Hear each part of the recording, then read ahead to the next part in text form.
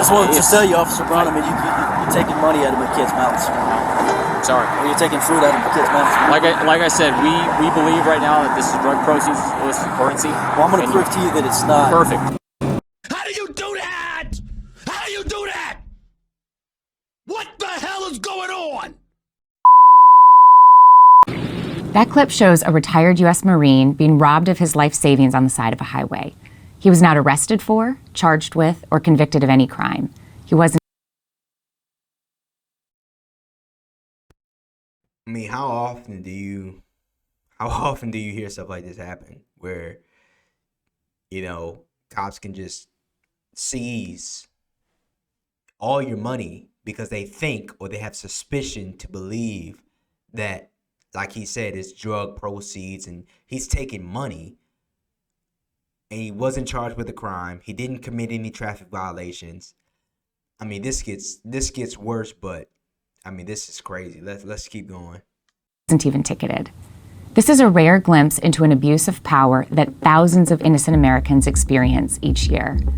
Through a public records request, the Institute for Justice was able to acquire body and dash cam footage of an entire roadside seizure, from the initial traffic stop to the seized money being deposited at the bank. This is the most complete footage we have ever seen. On February 19, 2021, our client Steve and Lara was pulled over outside of Reno by the Nevada Highway Patrol. He was driving to visit his daughters in a small California town just west of Reno.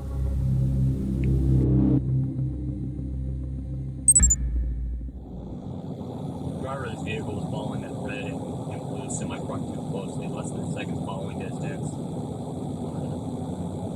Was driving under the speed limit. Stop one pair of Mustangs and see why make sure everything's okay. Yeah, you know, initially I thought I was getting pulled over because maybe I had expired tags. I had a rental car.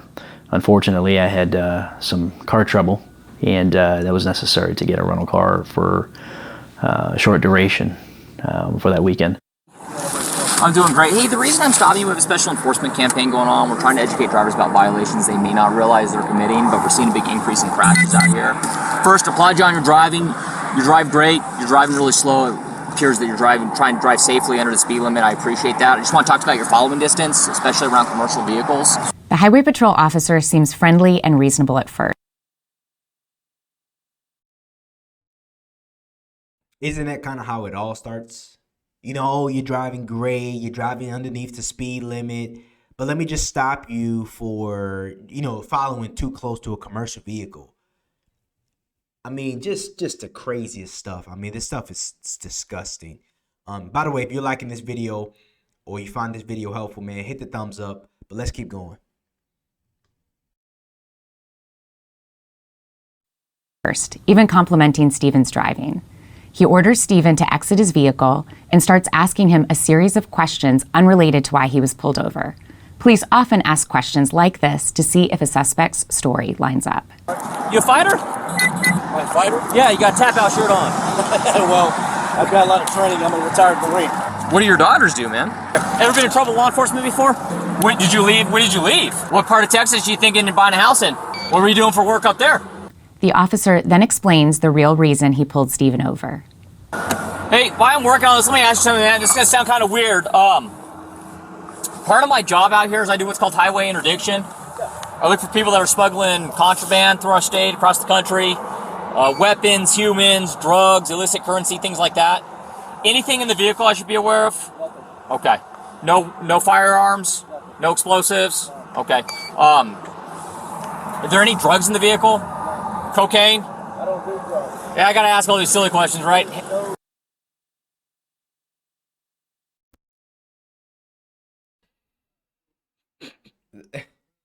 I mean, I'm just kind of just frustrated for this, you know, clip, because questions like this is like he has no real merit to ask questions that have nothing to do with the traffic stop. It has nothing to do with this traffic stop. No reasonable suspicion, no merit, no credibility. It's fraudulent. Okay, it's fraudulent. It's fraudulent. Let's keep going.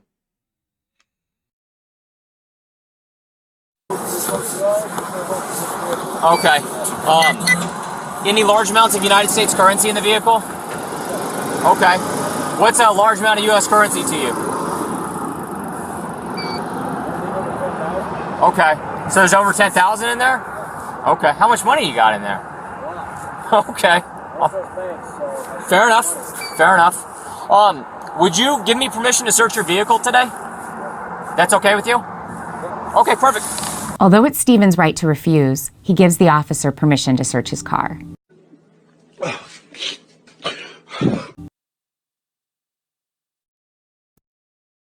I get it. I get it. I get it. He's a vet.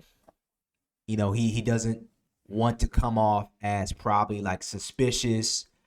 He doesn't want to, you know, raise any red flags. But no. Hell no. Like, no, man. Come on, man.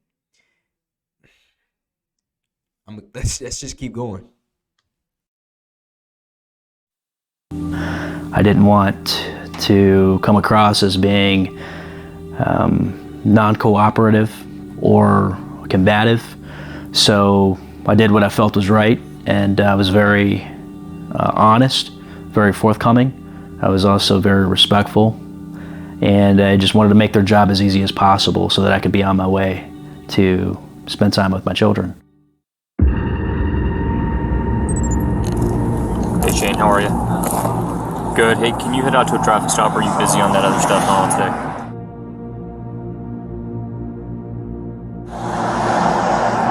So far I'm still searching the car, but big bundle of money says probably at least 100,000. That interaction shows what's at the heart of the officer's interest in Stephen. He knows that even though Stephen did nothing wrong, the DEA will adopt the seizure of his cash and return a portion of the money to the Highway Patrol for the favor of giving them the case. Here's how an adoption works.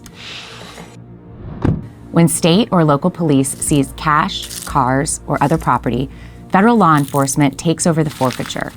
The federal agency does all the work and kicks back up to 80% of the proceeds to the state agency that seized the property.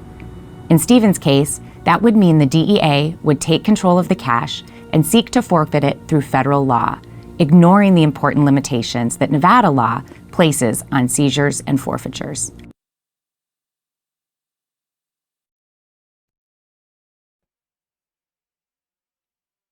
This is crooked. This is going back to what I said. This is fraudulent. And like, you know, stuff like this, when it happens, it's just like, if you don't know your rights, they'll just do stuff like this, and they don't get held accountable. And the problem is, if a veteran, a combat veteran at that, is willing to comply, to cooperate, and not be combative, but you find that as a way to, you know, reach out with a DEA agent, this is awful. I'm gonna skip ahead a little bit because there is portions of this that gets kind of crazy. I want you all to see that, but here we go. Let's keep going. Up there, we located what he says is $100,000. It's in a Ziploc sandwich baggie. There's also, I haven't gone into it a bunch. I'm waiting to get back to Shane, but there's a bunch of bank receipts and stuff in there as well, to show the currency. This might be Shane. Hold on 1 second. Hey, this is Shane. Let me call you back.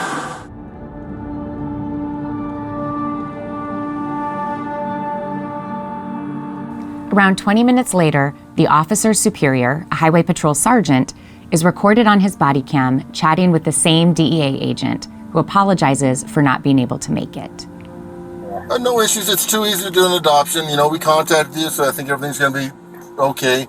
And I'll text you the money count after we get it. It'll probably be a couple hours. Remember, there's still no probable cause to seize Stephen's money.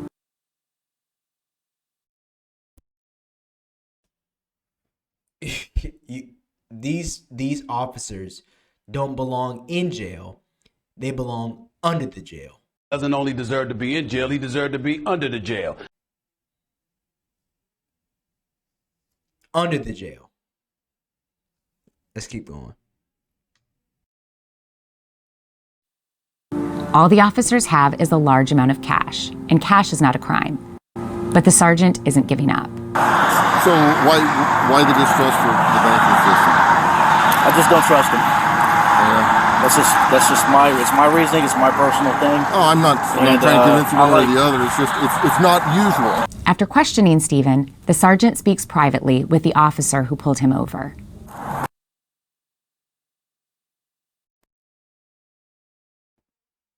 I mean, how can the officers get away with stuff like this?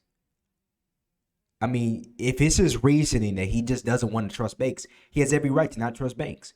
Because if anybody knows anything about banks, they know that when you put your money in the bank, you are basically allowing the bank to loan that money to other people. Now, I'm not going to get into that for the purpose of keeping this video short, but that's how the banking system works. That's how banks operate. You put your money in the bank, and as you put your money in the bank, they then take that money and loan it out and charge interest on that money. So that way, when you do go to the bank and pull your money out, it's there because they're accruing interest from basically loaning your money out to somebody else. And it's also making money on the interest that they get for loaning that money out in the form of like personal loans, so on and so forth. But I want to skip ahead just a little bit because this is the part where it does get kind of sad. Here we go. Let's keep going. To fight it, you're gonna have to provide your pay stubs. You're gonna have to provide your other receipts and stuff like that. Okay? Stephen now has nothing. He had to convince his brother to wire him $1,000 to continue his trip to see his daughters. Just want to let you know, I know you're just doing your job. That money I worked really hard for. The money that I have in my jacket is only $2. I have money to pay for my kids, my bills, my hotel. We're going to get that car back to Texas. So, I know you're just doing your job. I don't know what's different. Probably going to be stuck here unless somebody sends me some money. There's no way I'm providing for my children this month. Get back to Texas.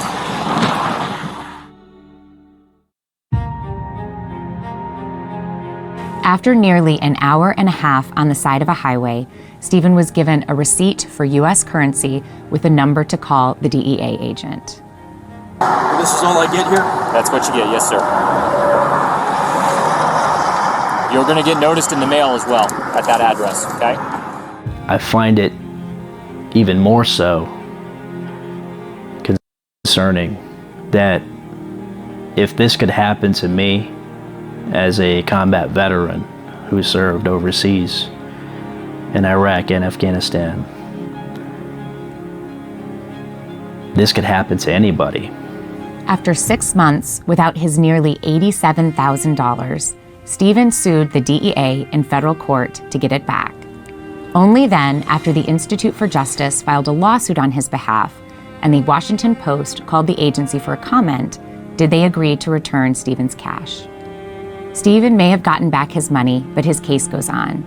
Stephen and the Institute for Justice are also suing the Nevada Highway Patrol in state court to make sure that this doesn't happen to anyone else. Stephen's situation isn't unique, but he